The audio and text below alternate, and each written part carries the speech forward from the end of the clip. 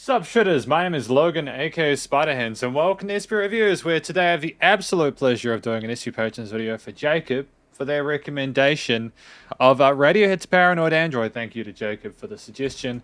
If we switch over to here, Paranoid Android by Radiohead is a song that I am familiar with, but I have never actually taken a liberty to listen through entirely. To be honest with you, I have not really listened to Radiohead before, so this is going to be an interesting experience for me. It is either going to be a pleasant experience where I enjoy my time and I have some positive comments on it, or it's going to be a trial by fire. So we're going to listen through this from start till finish, and we're going to hear what we think. Oh boy, let's go. Okay. I like the panning instruments there. We've got a glockenspiel or something like that. I mean, I'd love to talk about the video. Instantly, there's a lot to take in here, but I will try to focus on the music.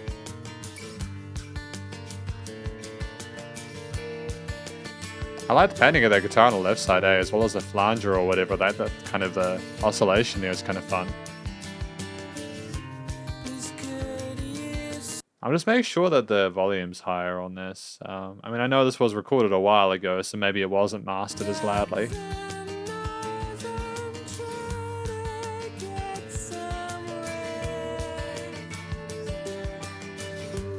Interesting. Does this have captions, by the way? I'd be keen to look through some captions if possible.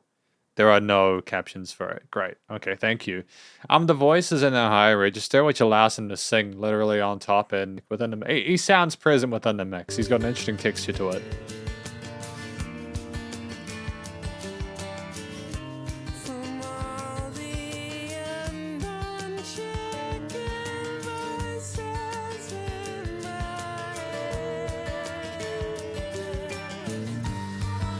Okay, cool. New section here. That's an interesting tone on the right. I can't tell if that's a guitar or a synth or something like that, but I'm loving the approach there.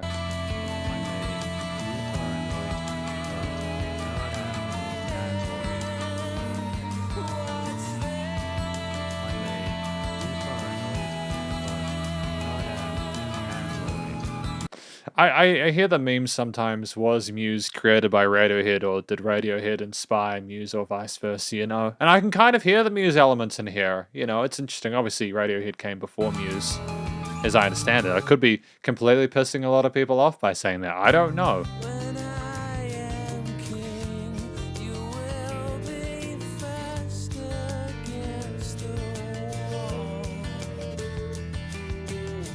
There's a nice tail end on that guitar part, and I'm cool in response to the vocals. It's definitely fascinating music. Again, we're not slouching with these chord progressions, these little lead lines here, the little tails on the end.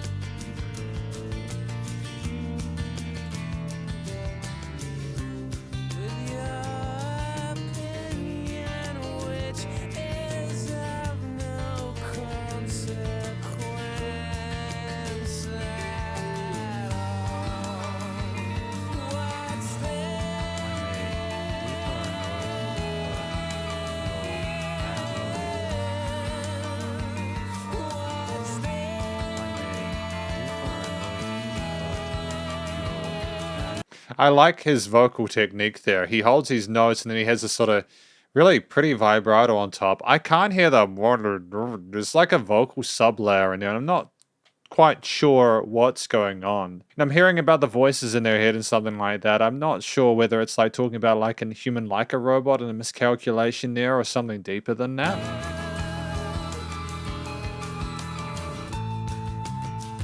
Oh, a nice little instrumental break here. Boom, boom, boom, boom, boom. It's nice to have the guitar. The mixing is really smooth. To be fair, the production value in this is top tier.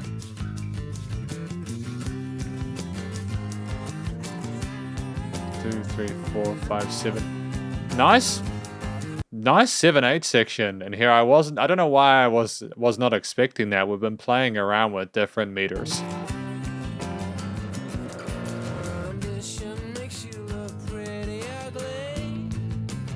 Bum, bum, bum, bum, bum, bum.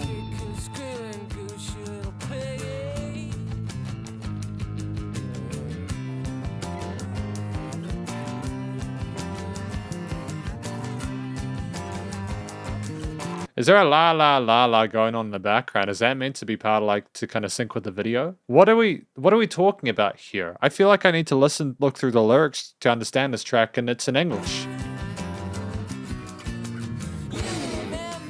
Oh. That's a filthy, fuzzy distortion tone to that.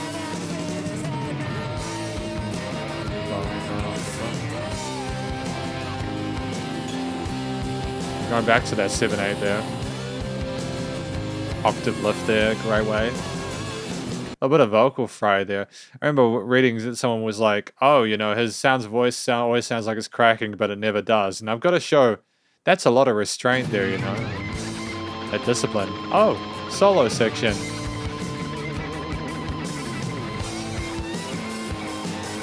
It's kind of chaotic, isn't it? You got the two guitars on either side. You got that melodic riff on the right there, that lower octave one, and then you've got the tremolo picking on that side. It's very chaotic, isn't it? Oh, okay, a reflection of the original motifs.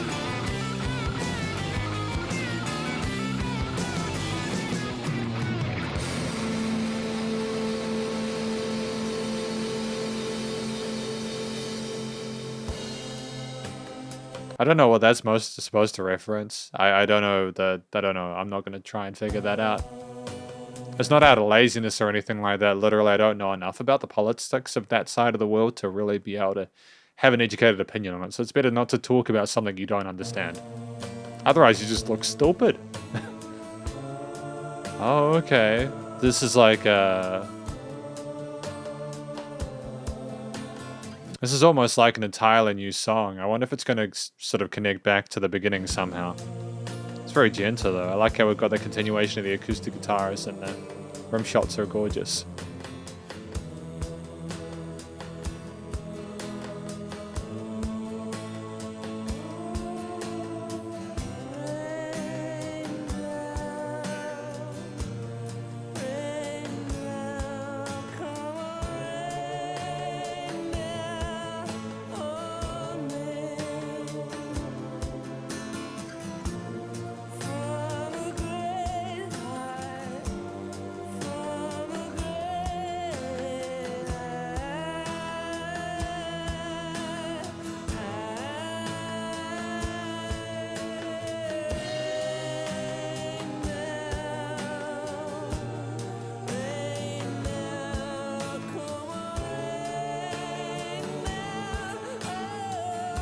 I'm not quite sure what he's saying here, and I feel like I should, but I don't know. There's a lot to sort of take in there with these backing vocals, and to be fair, the way he's running those melodies with that legato feel is sensational now. There is a sense of vulnerability showing, like he really is calling out.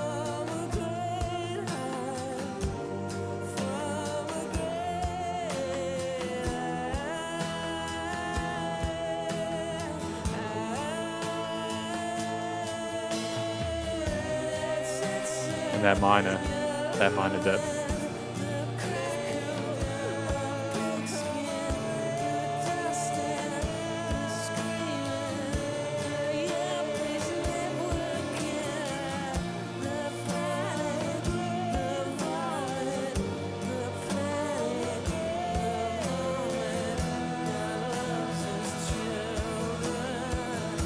Did he just say God loves his children? Are there some religious themes in this? Is this talking about intelligent design or the lack of it? Ah, cool. We're linking back to that now.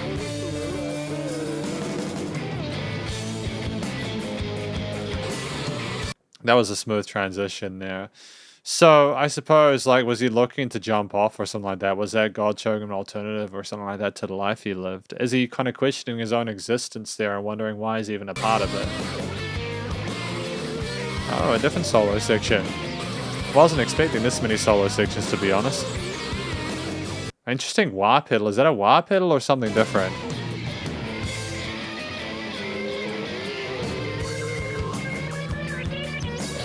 I don't know what you could call that effect, to be fair, though. Really articulate drum fills though. The drummer is so supportive of the rest of the elements of the mix, and I'm not hyperbolizing that or anything like that, or trying to be minimalist either. It's really, you know, he's syncing in time with the main grooves and the structures within the time signature and everything like that. We're really a fan of that 7/8 kind of switch there. And we're going back to the 4/4 at the end. So what is that? Is this trying to compare someone who's high flying to destroying themselves, becoming destructive and becoming a baby in the nest versus someone who is just an observer, just trying to get through and they remain the same? And how the juxtaposition, the changes of life and everything like that? I'm not sure. I'm not sure how to take any of it. This is like a fever dream watching this. Paranoid Android by Radiohead. I'm not sure if I gave the review that people would want for this, considering we have people saying, honestly, I think this song should be considered one of the greatest songs ever made. I may be paranoid, but on an Android. With your opinion, which is of no consequence at all, you know, it's easy to follow it. Ambition makes you look pretty ugly, kicking and squealing, Gucci little piggy. You know, again, like, I understand it's talking about that this illusion of authority there, the voices in the head, paranoid but not a robot, etc. I don't know if they're talking about personal experience or if they're talking about a specific type of person. The ambition, I assume, talks about the person who was in that EU meeting and sort of like ends up a baby in a tree. You don't remember why you don't remember. Why don't you remember my name? Off was his head. I guess you don't remember. I guess he does. Rain down, rain down. Crackle, pitskin, the duskin, the screaming, the yuppies networking, the panic, the vomit. God loves his children. God loves his children. God loves his children. Yeah, I think it's just talking about the mediocrity of mankind, the contradictions between us and how we interact with each other, and just the festering disinterest and distaste and almost apathy that we have towards us around us. And there'll be people that disagree with that. You know, that's just my initial interpretation of what this track is about. In regards to the story, it's a fascinating story, and I do think it's well told and it's very creative and poetic, and the guy sings it really, really well. I think Tom York, you know, I'm not going to say for a second that he's not a good vocalist. He's a sensational vocalist, especially, I'm not entirely sure which type of music this is, to be fair. Alternative rock, 90s alt rock, I suppose. You know, and it was, and I can understand why it was revolutionary for the time. Although I've heard a fair bit of music from that time, which I consider to be like relatively at the same sort of overall quality as this. Within the genre itself, I think this did inspire a lot of people to get involved with it. And I've literally done interviews and reviewed music from bands which have taken what Radiohead have done and tried to make it their own with a little unique spin on it most of the time. Yeah, the guy's vocal performance was damn near flawless, especially with the subject matter. He sounded like he genuinely cared about it. There was a genuine passion for it and I enjoyed it. Even if there was stuff in there that was quite spicy, it was communicated well. Oh, I'm not going to pretend that I heard every single word clearly as per me needing to look through the lyrics, but again, a couple of things. One, you know, it wasn't a sterilized performance here, you know, there was a sense of raw sort of analog grooviness to it. Two, you don't need it to be, you know, reality isn't perfect. People communicating isn't necessarily going to be pristine in regards to the quality and output of it. It's totally okay if we can't hear stuff clearly, just as long as the overall message is emoted at some point.